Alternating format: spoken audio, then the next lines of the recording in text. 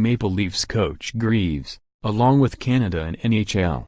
Toronto, App. Toronto Maple Leafs coach Mike Babcock stood at the podium and fought back tears, the grief resonating across Canada and the NHL.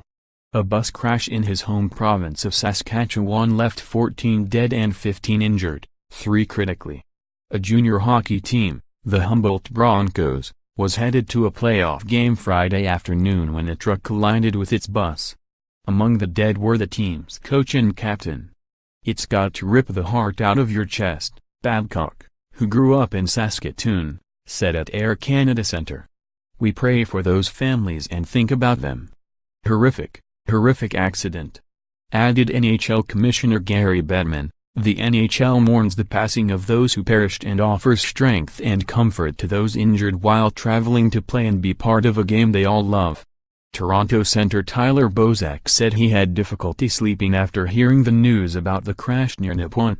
"You can't really put into words anything," Bozak said before Saturday's regular season finale against the Montreal Canadiens.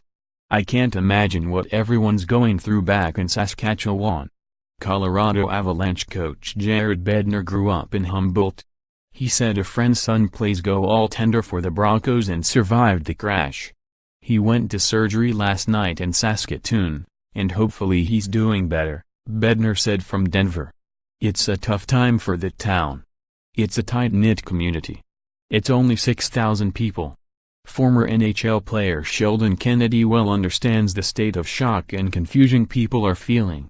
Kennedy was involved in a crash in 1986 that killed 4 players when a bus carrying the Swift Current Broncos hit a patch of ice and crashed. "I think one thing that we underestimate with the impact of trauma and PTSD and going through things like this is the magnitude of the impact," he said. "That is what I can't stress enough." Patrick Marleau of the Toronto Maple Leafs was a boy in Saskatchewan when the Swift Current crash happened. "It's something you remember when you're that young," he said. "You see the players wearing the logo on their jersey for the players that were lost. It definitely hits home."